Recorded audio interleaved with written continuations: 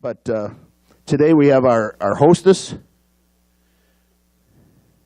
That's probably not politically right anymore. It's our host, isn't it? Yeah, it's not hostess. It's. I'd like you all to meet this young lady. She's we won't hold this against her. She's from Chicago, but but who isn't? Half the audience here is from Chicago, and her name is Stephanie. She has a radio show on WLS Radio in Chicago, and she is here today to be our MC. And so that's as they say, that's an applause line. But I do want to get started. We'll probably have people coming in later.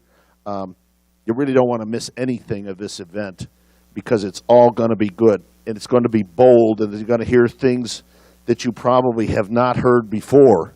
And so at this point, I just want to turn it over to Stephanie, and we got cameras rolling, so please applaud. Questions will come at the proper time. So as a speaker speaking, don't raise your hand and blurt out a question, okay? Thank you. Welcome. Thank you very much for taking the time out. We know on Saturdays are really hard days with soccer and so much going on that when people decide to take a little bit of time out or a lot of time to get here and to be part of something that's just so amazing. As much as I think I know so much about the history of America and what I believe in as a Christian conservative, to be able to meet this group and find out so much about the 14th Amendment has just been such a blessing. And I'm so happy that I get to be part of this, but by no means I not taking any credit for what's going on today. I'm just hoping to be able to MC this to the level that it deserves to be MC'd. And with that said, I love what I love about this group. There's so many things, but we immediately offer God's blessing into anything that we do, no matter if we're holding a meeting in a small room. And that's what's so awesome about this country, and especially being a Republican. You can unabashedly be whatever religion you want to be without any fear. So we will start off right away with Reverend Myron Jackson to do the invocation. Thank you.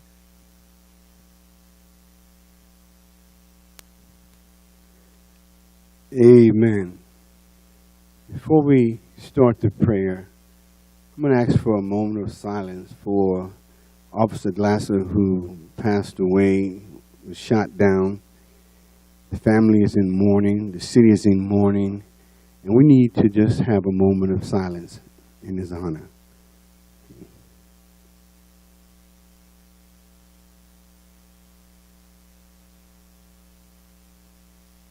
Amen. Father, in the name of your darling Son, Jesus Christ, we come before your presence even now. First of all, God, to say thank you. Thank you for this early morning rising. Thank you for being the God that you are. Thank you for being a God that when we confess our sins, you're a God that forgives us.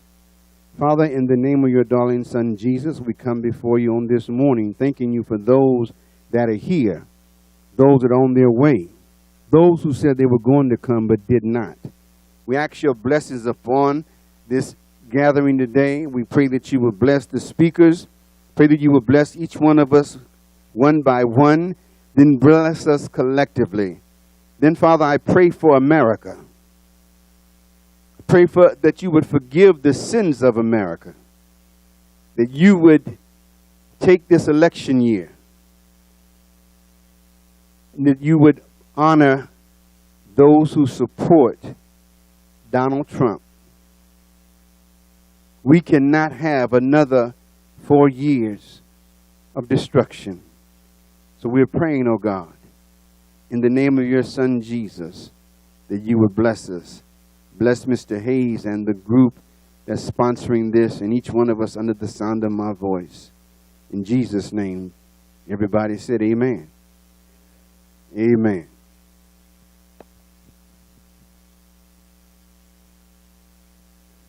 Next, we're going to have the Pledge of Allegiance led by a Marine vet, Stephen Atkins.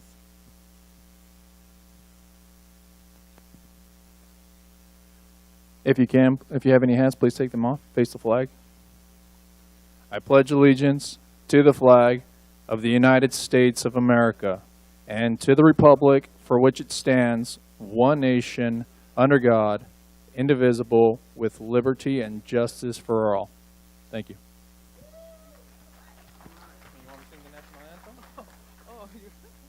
I get so excited when I meet young people, and I love that Ron calls me a young lady. I'm 50, but when I see young people willing to volunteer to protect my freedom, I get all cottonmouthed. When I sat next to a young woman in full uniform one day on the plane, and I didn't know what to say to her. I wanted to say so many things. I just felt it was going to sound hokey, but I get chills every time in the presence of people that are serving or have served our country, and it's such a pride thing in a day where it's so popular to be so anti-American, even in America. So thank you for your service and all the veterans and everyone serving that have made it possible for us to exercise our freedom, well, for the time being. Let's read the preamble now. Would we like to stand? Okay, do we have to? I guess we don't have to face the flag, but, you know, it's nice. We, the people of the United States, in order to form a perfect union, establish justice, ensure domestic tranquility. For the different.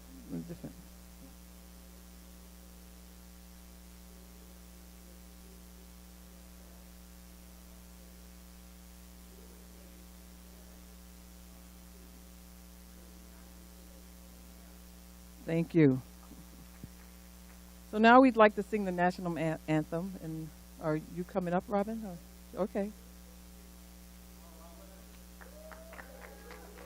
Go.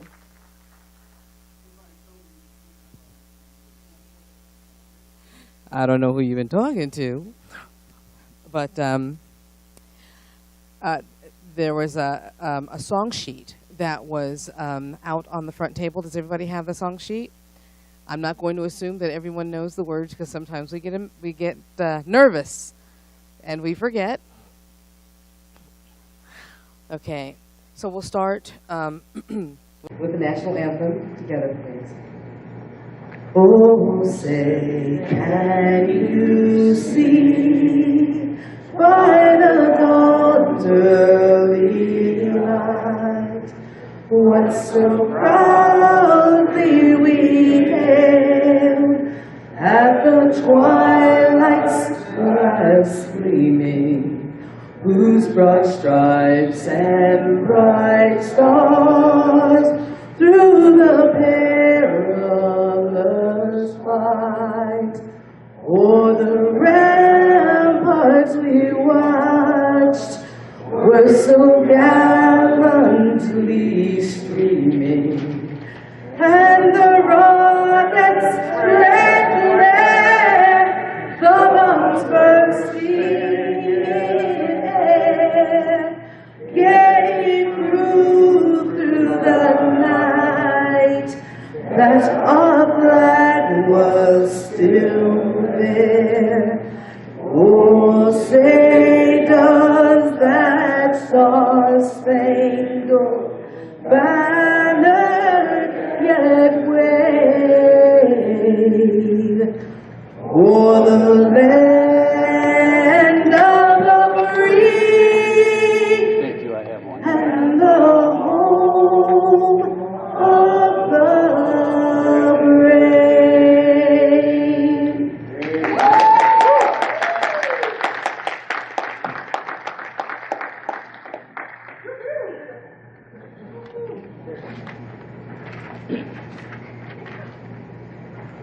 Oh, you just gonna stay down there, Jack? I thought you said this was a wheat thing. Sorry about that. We believe in singing, getting our spirits cleansed and lifted up. You know, a merry heart does good. Like what? A medicine. We're going to do God Bless America. God bless America, land that I love, stand beside her and guide her through the night with the light from above, from the mountains to the prairie, to the ocean, white with fall.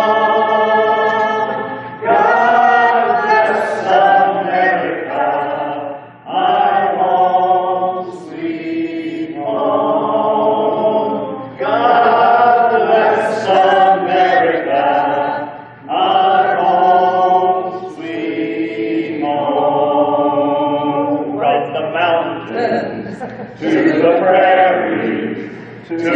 oceans white with foam. God bless America, my home, sweet home. Have a good day. This other song, we were in our staff meeting the other day, working on all this. Sitting around a campfire. Trying to figure it out, and that was the Lord. And there's a song people kind of make fun of, Kumbaya. Well, you know, that is true. And especially now, we do need the Lord to come by here. Hallelujah. All right? So we're going to, let's see if we can get him to come by here. Okay? Kumbaya, my Lord. Kumbaya. Kumbaya, my Lord. Kumbaya. Kumbaya, my Lord. Kumbaya. Oh Lord. Kumbaya. Now English. Come by here, Lord. Come by here. Come by here, Lord. Come by here. Come by here, Lord. Come by here. Oh Lord. Come by here. Someone needs you, Lord. We do. No kidding. Somebody. Someone needs you, Lord. Come by here.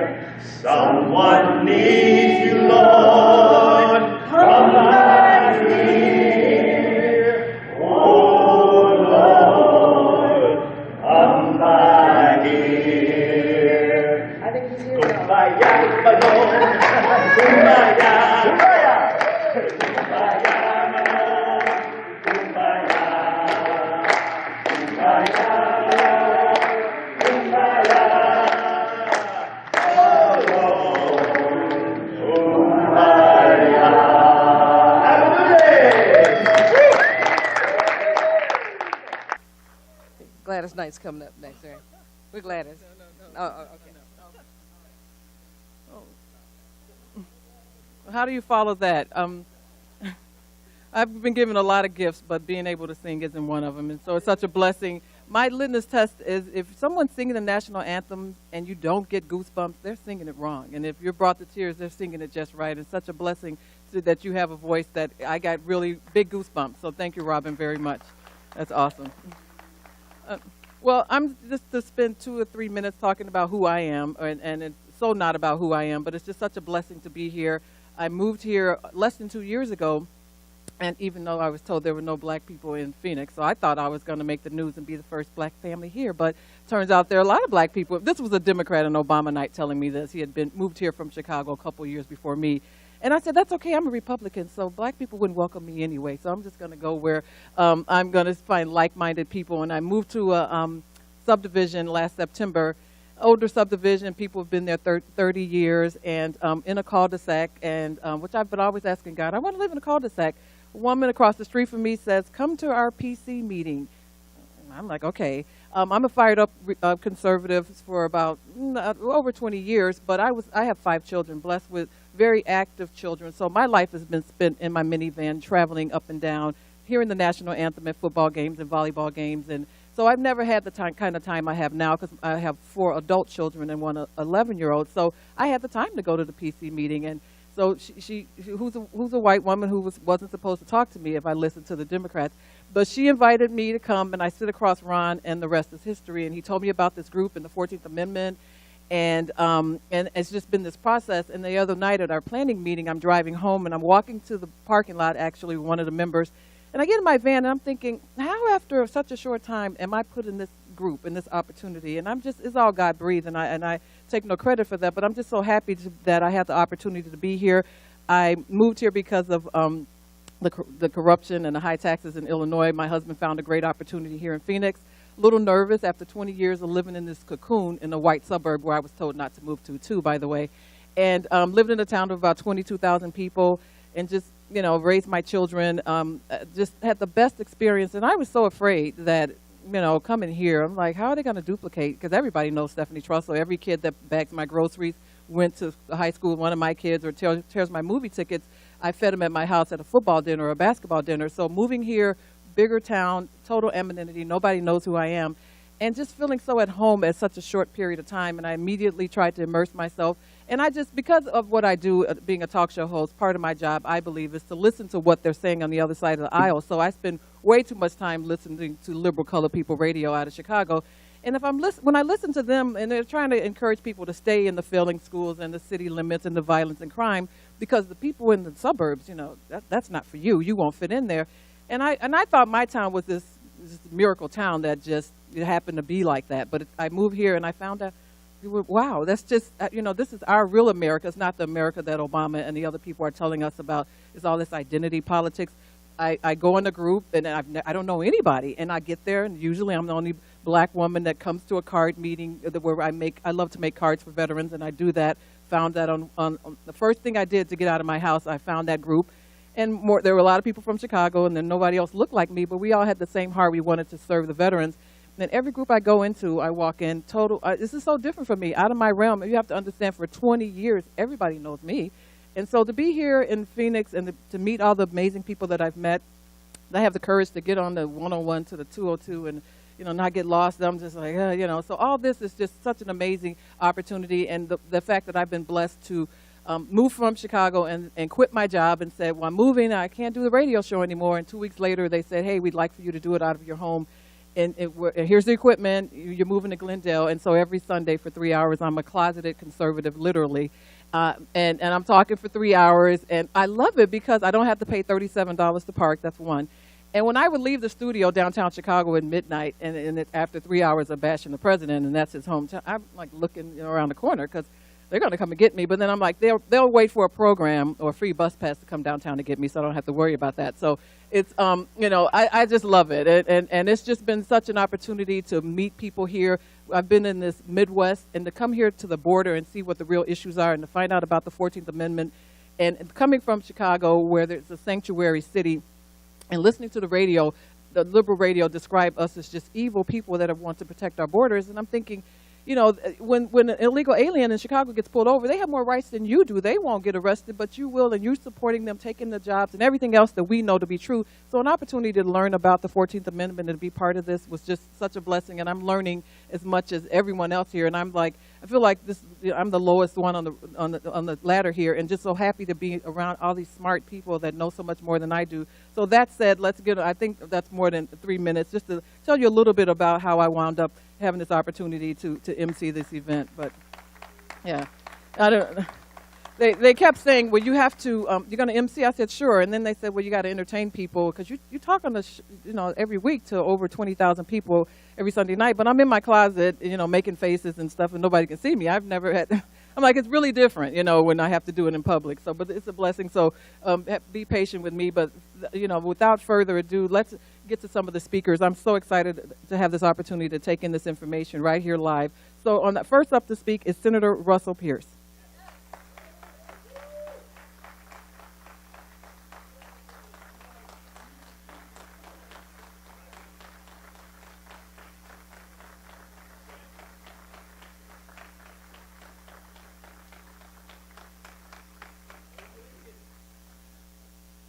You know, it was so good. I wish we had hundreds and hundreds of folks here. This is what a time we have in our nation, trying to right the wrongs, trying to save a republic. And I'm grateful for folks like you that'll take your time out to do something I think that is so significant, and that is to change this suicide pact that we have with America. You know, this country was given to us through the shedding of blood. Can you hear me better? I'm sorry.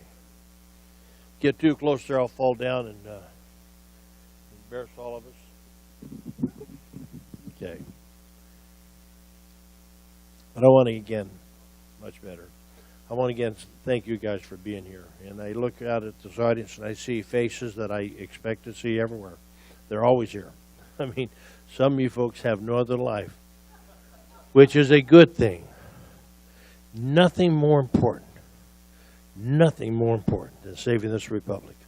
What an opportunity we have. You know, I'm an old guy. In fact, I'm so old, I can remember when this nation only had 2 genders.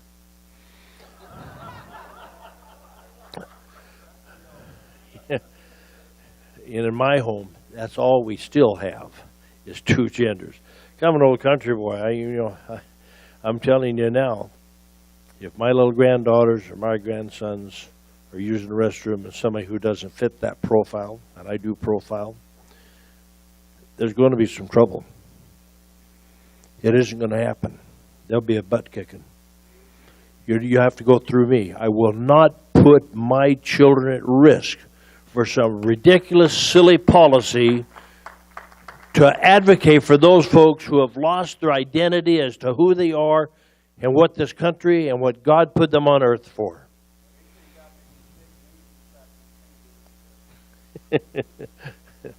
It's true. But I'm grateful. You know, this has been a long road, and I'm grateful for you that we're here. I remember when we passed House Bill 2779, the Employers Arizona Legal Workers Act, and it went before Judge Neil Wake, federal court. And he said it, I think, as well as anybody, the issue kind of what we're talking about here. He said the failure to enforce our laws destroys and hurts the minority community more than anybody else. They're the ones that rely on government doing its job. It's their jobs, it's their neighborhoods. Folks, and yet the media would have you think that you're a bad guy for defending, really, I think, this cause of what we're about. Enforcing our laws, securing our borders, and the proper application of the 14th Amendment. The proper application is part of the healing of America. It is destructive. The cost to Americans is in lives, in jobs. The minority community is one of the highest unemployment rates ever in history right now.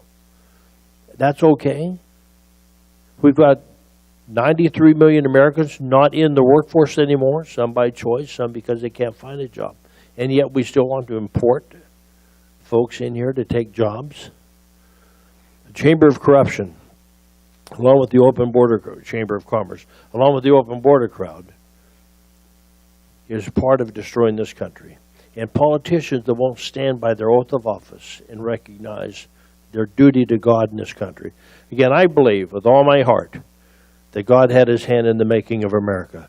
We have a republic like no other country, a constitution like no other country, a republic. And like Benjamin Franklin said to the mayor's wife who met him in the streets of Philadelphia, what kind of a country have you given us? A republic. A republic, ma'am, if you can keep it. It's because it is a very tender form of government. It's about self-governance. It's about, like John Adams said, a moral and religious people will not survive under any other. We have a duty. We have a duty to the God who helped us define our God-given rights, put a constitution together and a Bill of Rights to protect, not to give you those rights, to protect those God-given rights. Nobody has a right to change those in good times or bad times. I was one of the first folks out to oppose the Patriot Act. I'm one of the first folks to speak up and talk about the things that I think have to be talked about today. And they're not politically correct. And I don't intend to be politically correct. I want to be on God's side. And I hope God is on my side. We have a duty to those who have fallen and given their lives. You know, not to make this, about me, this conference here is so significant in terms of what it stands for. And I want to thank Ron Lutters and Ted Hayes for putting it together. They deserve great big thanks. I mean, to the boldness and what it's about. Again, what it's about. Remember what this conference is about. And we just lost an officer. And as we talk about, all lives matter. We just lost an officer, Glasser, and I want to make sure everybody recognizes that. take a moment of silence for him and his family.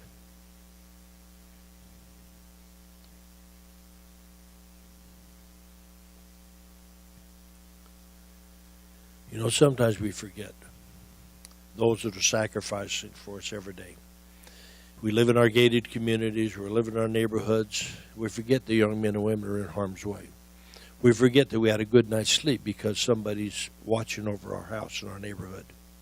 We tend to forget that till something significant happens. You know, I've been blessed in my life. I've got 2 boys in law enforcement. I spent most of my career in law enforcement. Sheriff Joe's former chief deputy, and I take credit for teaching Sheriff Joe everything he knows. You know, it's but anyway, we talk about, you know, being shot at in line of duty. I'm very fortunate. You know, it's always interesting when you're a survivor, just like, you know, many other folks, how lucky we are every day to drive the freeway and get home safely. But I was shot in the line of duty. Had a finger shot off and shot through the chest by gang members in Guadalupe. And I tease about it a little bit because I want to tell you guys probably all know that I'm a Republican. You know, and I'm a fairly conservative Republican, as I'm known for. In fact, I don't have a hole in my house that goes left. If it did, I'd rebuild my house. But anyway, I tell people I'm alive today for a very good reason. If I wasn't a Republican, I'd be dead today because I was shot right through where I would have had a heart. So, you know, I want to thank my party for what I am today. I also have a son who was shot in a gun battle with illegal aliens, wanted for homicide, and almost died. So we've had our lives touched by government's failure to do its job. And it's significant. The gal in San Francisco was shot and killed in the back. A young man here working at the QT market here in Mesa, shot because he didn't move fast enough by a known gang member released from jail, back out onto the streets. What's wrong with us? You know, and then I look at this application and the things that we do that incentivize this, that continue to incentivize this and destroy our own people. We have policies. You break into this country and you got a president who now won't deport you and provides benefits for you. We've got sanctuary cities in almost every major city in America today. Sanctuary city. A policy that restricts law enforcement from doing their job.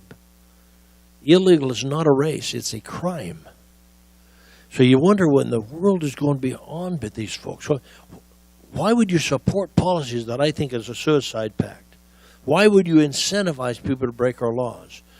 The 14th Amendment, and Ted Hayes and others, I don't want to spend a lot of time on it. It's partly about that, so I'm going to spend some time. But Ted and others would do a marvelous job in bringing you up to date on the history and about the 14th Amendment. But here in Arizona, see, everybody wants to talk about the 14th Amendment as if it's legal. You know, when the 14th Amendment was passed, and it was a result of the Dred Scott decision, there was a Civil Rights Amendment passed. They strengthened, the same Congress then decided to strengthen that by putting it into an amendment form in the Constitution. Had nothing to do with foreigners or aliens at all. Had to do with righting the wrongs of folks who we had jurisdiction over that we brought to this country. Like our Declaration of Independence says, equal protection for all. They had the same God-given rights that you and I had. And that had gone wrong. That had gone south on us. And there was an attempt to fix that. In fact, you know, when after that was passed, you know, the Indians, and there was no doubt of where they were born, you know, they were not recognized as citizens. And it took 3 separate congressional acts to confer citizenship upon those folks because they belonged to a sovereign nation on sovereign land, supposedly. So there was, for whom we have jurisdiction, the citizenship clause of the 14th Amendment was in doubt. And the courts ruled that way. And so it had nothing to do with your GPS location. It had to do with your allegiance and your commitment, not only under the law, but political alliance and allegiance to this country.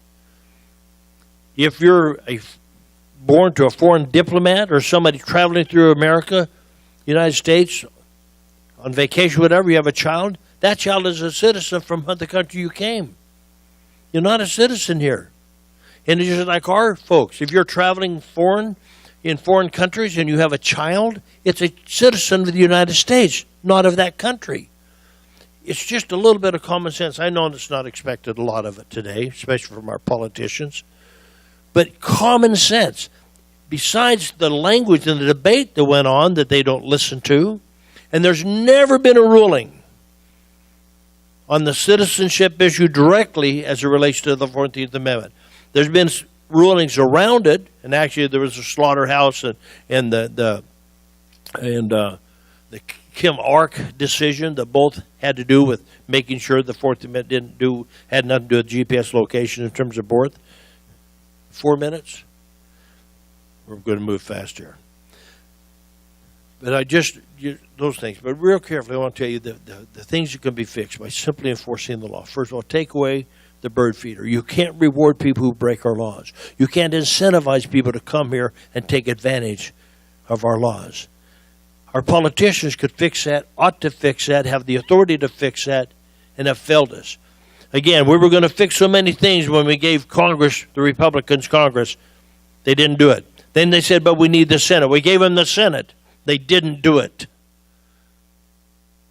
I'm as disappointed as Cruz says to the bipartisan cartel that exists in Washington, D.C. We have a country to fix, and no longer can we put people in office that don't have the courage, the guts, the intelligence, and the understanding of the Constitution to rule over us and ignore we the people. We have a country to fix. We have a republic to save. And there are things that have to be done. And we cannot take prisoners. A couple of real quick minutes. Just very simple. The data that you'll never hear from the papers and the press. After SB 1070 was passed, I'm grateful for my friends in the Phoenix Law Enforcement Association, the largest law enforcement association in Arizona, put out a press release about a year after that, after they'd seen the effects. They put out a press release, I've never seen it in the paper, that said because of SB 1070, Phoenix is experiencing a 30-year low in crime, an unprecedented drop in crime. They said homicides are down, auto theft is down, thefts are down. And they said, we've done nothing different. We have 600 police vacancies, old policies, old strategies. Nothing's changed except for SB 1070. Even the Arizona Republic admitted that 150,000 fled the state of Arizona. No roundups.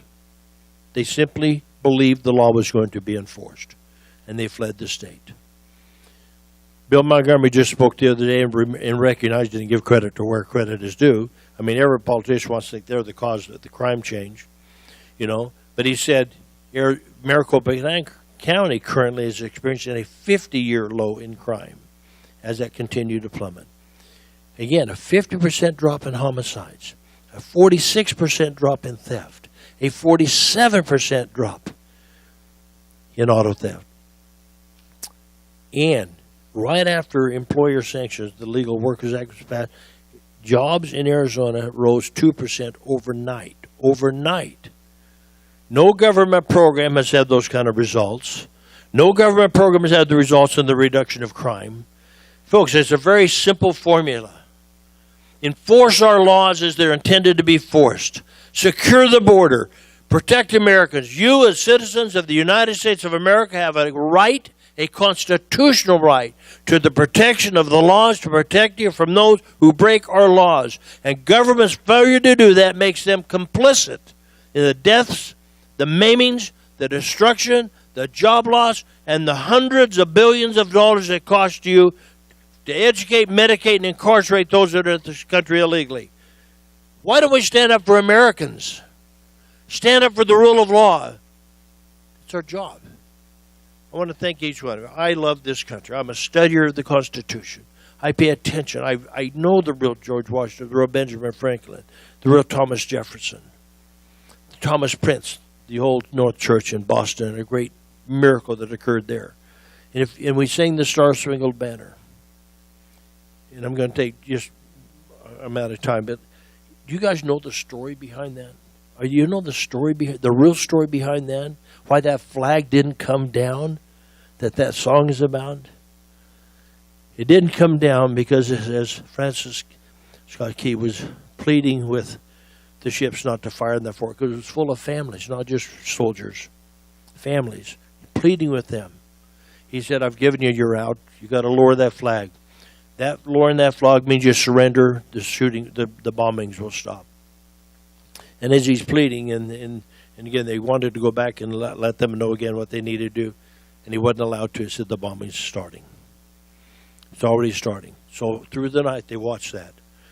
As the night lit up with that bombing, and the flag wasn't coming down. So pretty soon they turned all their guns on that flag to bring it down. All of their guns turned on that flag, and it still wasn't coming down. That old tattered flag. You know the reason it wasn't coming down? You talk about patriots, people who love freedom more than life, for our benefit, knowing it was for future generations, and not just their families that were there. They were gathered around, these patriots around the bottom of that flag holding it up.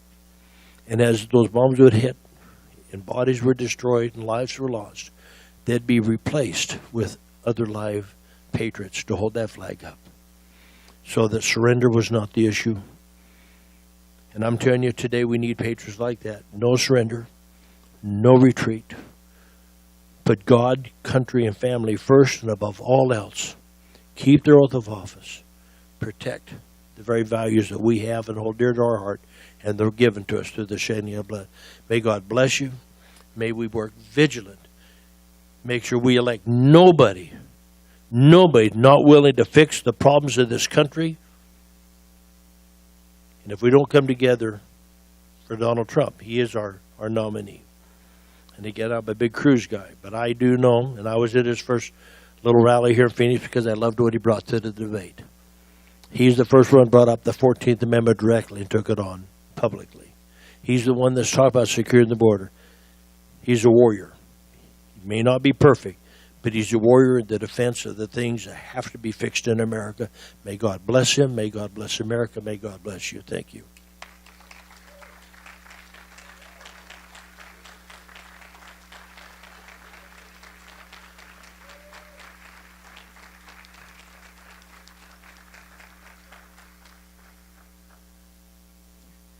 Again, this is so foreign to me, being from Illinois, to have elected officials get up and they speak about faith and loving the country, because you don't hear that in Illinois. And Mark Levin said something once years ago, and he, in reference to Illinois, he said it's a deep blue state, and it just hit me. It's like it's no chance ever of penetrating that, and it's just so refreshing. And it's okay to say I love America, I love my country. It's not about hating anyone. I know a lot of people hear about this group and say it's a bunch of people sitting around hating on other people, and that's what it's not about that. And what I love about what the origin of this with Ted and Ron, with the other side, they're always trying to reinvent something, and this is about going back to the basics, because he who controls the language controls the argument, and we don't have to figure this out, and we can just go back to the original language, to the 14th Amendment and what it was intended for, and that's where we get lost in this argument. And it's just so awesome to be able to just have it just represented in its purest form, to tell you and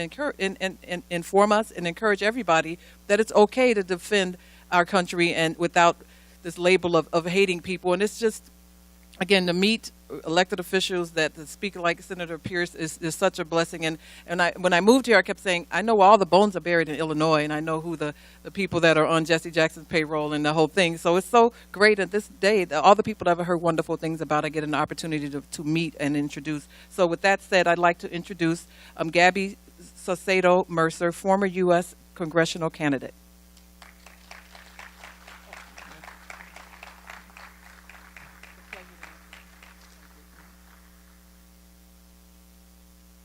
Thank you. Okay. Well, first of all, as a, I guess, recovering politician, which I hate that title, because my intent was never to become a politician, but to be a statesman, which is what service to our country, our community is supposed to be, not politicians. Well, a little bit about myself. I came to this country. As you can tell, I have a little bit of an accent. I came here from Mexico legally. My first goal when I came to this wonderful country was to learn the language, learn the laws, and eventually become a citizen, a naturalized citizen, but nevertheless a citizen. On July 3rd, 1991, I made this oath, and I have to read it. What are you doing here, Mr. T? Mr. T appeared on my... I hereby declare on oath that I absolutely and entirely renounce and abjure all allegiance and fidelity to any foreign prince, potentate, estate, or sovereignty of whom or which I have heretofore been subject or citizen, that I will support and defend the Constitution and laws of the United States of America against all enemies, foreign and domestic, that I will bear true faith and allegiance to the same, that I will bear arms on behalf of the United States when required by the law, that I will perform non-combatant service in the armed forces of the United States when required by the law, that I will perform work of national importance under civilian direction when required by the law, and that I take this obligation freely without any mental reservation or purpose of evasion, so help me God. When I took that oath, it was kind of like my marriage vows. You heard so many people, even one of our former candidates for president, dual citizenship. What the heck does that mean? Whose allegiance are you pledging? A lot of Mexican Americans, however they want to call themselves, first of all, they were not even born in Mexico. They were born here and they call themselves Mexican Americans. It's because the government wants to put us in these little buckets, and I call it, in the Mexican community, I call it the Mexican crab mentality. If you, like in the black community, if you want to get out of the plantation, in this case, if you want to get out of the bucket, all these crabs are around you, and they grab you down when you're making it to the top, or you getting out of this mess, and they grab you. It's like, what is wrong with that? I refuse for the government to put me on a little box. I am an American by choice. I will never, for convenience or for whatever benefits, will become a Mexican citizen again. I will never have dual citizenship. It took me 5 years to become an American. My children were born here. I'm married to an American. It just doesn't make any sense to be something else. When people in my community, or I just hate to be politically correct, Mexican Americans, when they said that I'm a Malinche. Malinche is somebody that goes away from their plantation. Oreos, or, well, somebody that has betrayed their roots or whatever. You know, where you came from is, to me, is inside my heart. I love my culture. I love the hot salsa. I love my tamales. I love the mariachi. I love the Mexican dances. But that's not who I am. That's my culture. My husband, you know, he asked me, does it have to be this hot? You know, when I used to fix meals, you know, I can handle it. He can't. I mean, to me, that's the culture. It's a cultural thing. It's not who you are. So for the government to insist, my time is up, to insist that that we have to be in these little buckets and conform to that is against what America is all about. SB 1070, oh my God, I rooted for that. It was like, wow. Senator Russell Pearce became my hero. And I couldn't believe how much he was attacked. When I took on Tucson City Council because they wanted to sue the state of Arizona over SB 1070, I said, what the heck? What's wrong with you? So I went and gave him a piece of my mind. I won't go into it because it took me 4 minutes. But I told him, you were elected to uphold the laws, not to advocate for illegal immigration. A friend of mine made a video and put it on YouTube without telling me. The next day I go to church and everybody's like, good job. I go, what? I had no idea.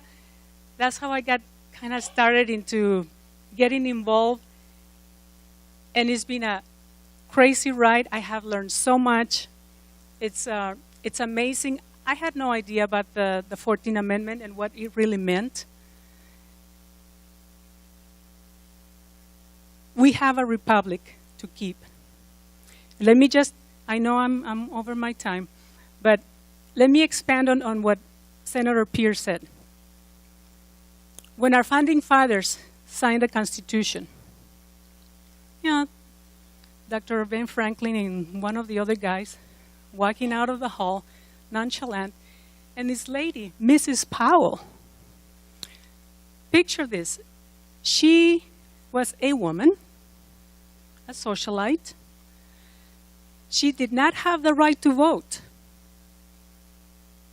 But, ladies, we tuck sweet nothings into our husband's ears, right?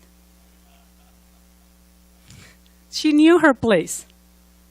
And I'm not saying, in a bad way, because I know my place as a wife. I'm under the covering of my husband. When I respect my husband, I'm blessed. So she ran to Dr. Franklin and said, Dr. Franklin, what kind of government have you given us? And he said, a republic, if you can keep it. But remember, she couldn't vote. How could she keep it? How could she keep the republic? That's the challenge I give you today. We, the people of the United States of America, have the responsibility to keep the republic. Thank you. And in closing, I urge you and I challenge you, do not call politicians my elected official. They're not officials. Excuse me. They are your representatives. And hold them accountable. Otherwise, they get on this pedestal and they forget about what they promised you through the campaign. And then they tell you, I know what's better for you. That's why I voted such way and such bill. That is a bunch of poppycock. Thank you.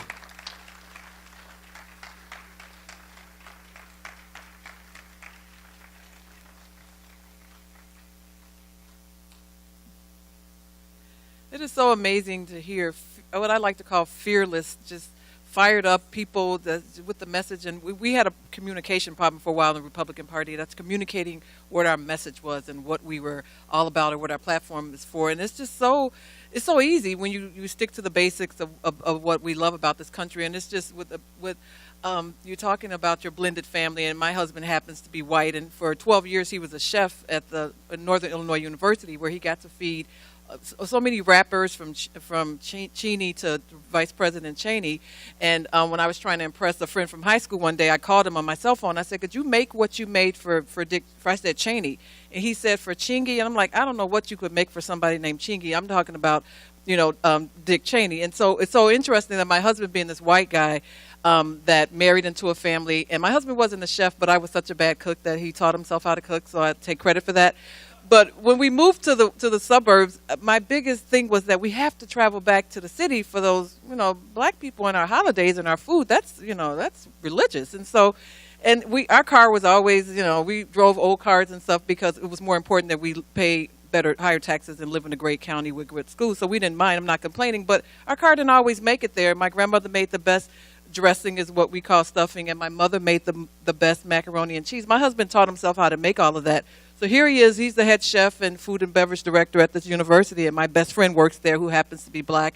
So she throws her daughter her graduation party in the middle of May, and she requests that my husband make a traditional black Thanksgiving dinner. And again, that's a big thing when she's got all her aunts that have been making these meals longer than my husband and I have been alive. So I'll never forget, we're in this amazing room and they're just eating. Everybody's quiet. And they said, "Lynn, who made this food?" And she said, "Oh, her husband." So they look at me and just assume that probably I'm married to a black guy. So about an hour later, my husband in his chef regalia, a big bald white guy, walks in, and they just like, "Wait a minute, like how dare he be able to make this food as well as what we think?" And a lot of times when he would be called into meetings with the black sororities or fraternity, and they would want him to make whatever for their event, and they were like, "He can't make that. He can't," just because he was white. No, he can't make it. And he would always, it was his joy to be able to say that, this is the guy that made it. And comedians that couldn't believe he made the gumbo like that. And really quick, in 2003, my mother, feeling a little threatened by my husband, declared we're going to have a baked macaroni and cheese contest. Okay, at our house. And my husband's came out great and hers didn't. And my mother's an amazing cook, but every once in a while I think she was just too nervous, overthought it. To this day, she swears that when her back was turned, my husband poured milk into her baked macaroni and cheese. I'm like, he's feeding the vice president. He doesn't have to cheat his mother-in-law out of a contest. But I just love this country and the melting pot of what it is, and it's just not about this identity. Because if I waited for somebody on the Democratic side to accept me because I'm black until I told them who I voted for, then it's like, get out of here. And that's what I keep thinking. When the more and more I listen to liberal radio, and this is part of my job, I'm thinking, how do the people that believe in that get out of bed every morning when they're told that this country is not for you, it's not about you, and those people that wrote the Constitution, they were slave owners. I was like, we can't forgive America for the sin, and it's a Democrat sin. We got to remember that. Let's just say what it is. They can't forgive us for the sin of slavery, but Robert Byrd, it's okay for Hillary and Obama to talk about what a phenomenal man he was at his funeral. Even we know his past with the KKK. We could forgive Democrats. That's okay.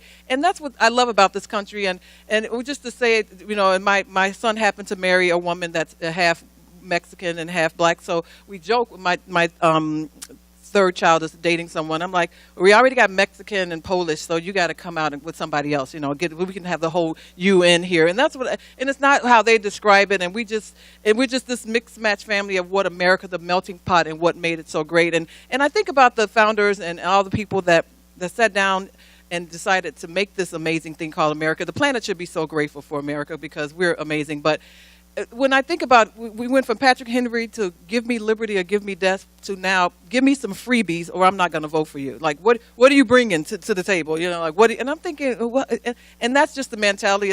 They're broken.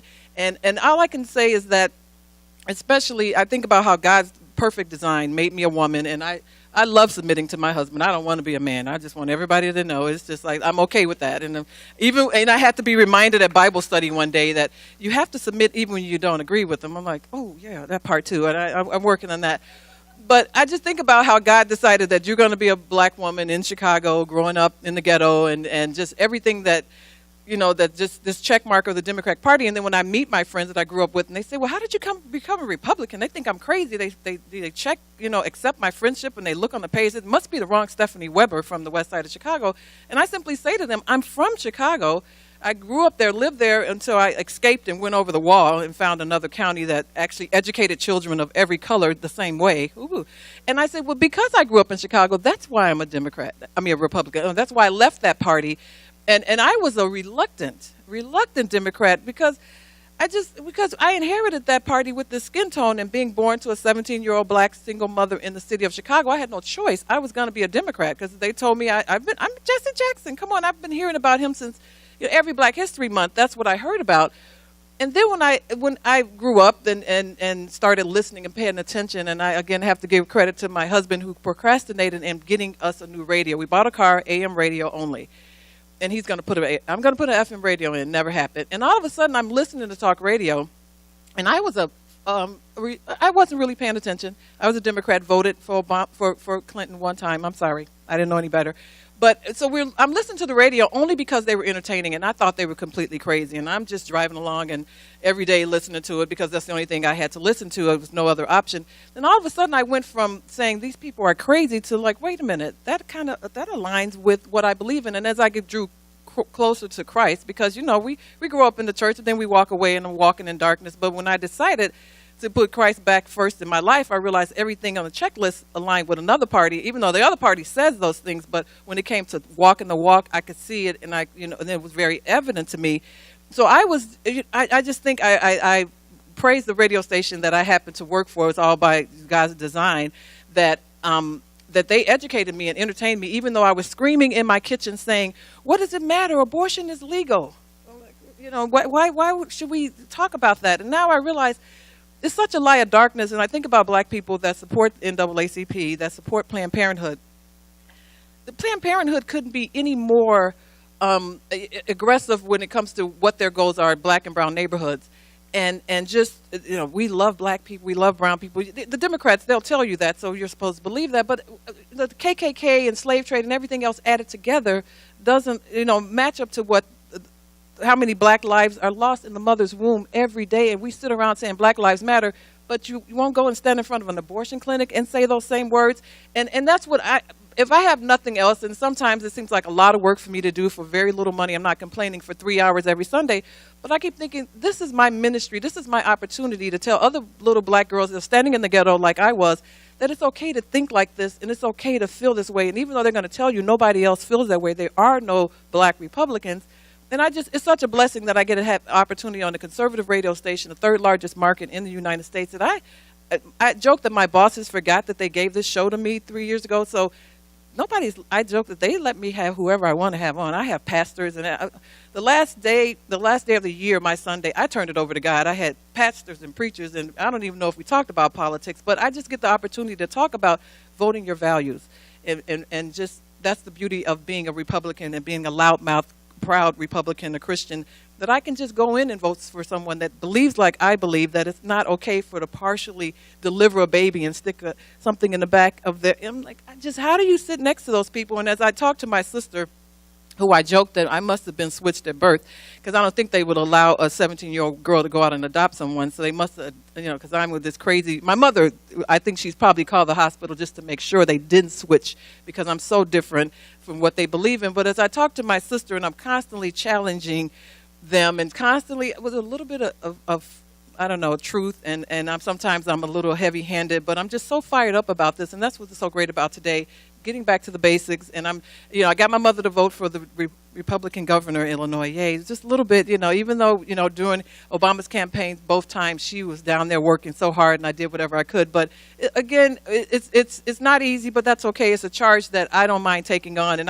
I don't complain when I talk about it's not easy being a black conservative. That's okay. I'm ready. When you grow up in the ghetto and your mother puts you in the Catholic school uniform, oh, I was prepared for, it's not easy with my little skinny ankles walking through the hood and people making fun of me. This was all part of God's plan to say, you better get a strong backbone, because what you got coming next in your 30s and 40s and 50s is nothing compared to what I was going through. So I'm not sure if Ted's friend, did he make it in?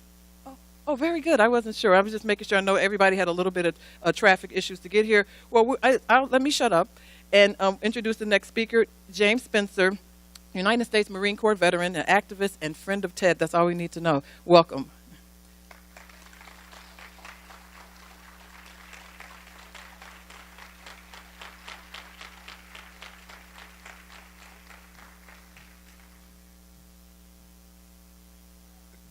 I don't want to say good morning or good evening. First, I'd like to give honor to God and to this country. I served 11 years in the United States Marine Corps. And truly, I was like everybody else, family Democrats. Born in Mississippi, raised in St. Louis, two racist cities. And but I became a Catholic. Believe it or not, I was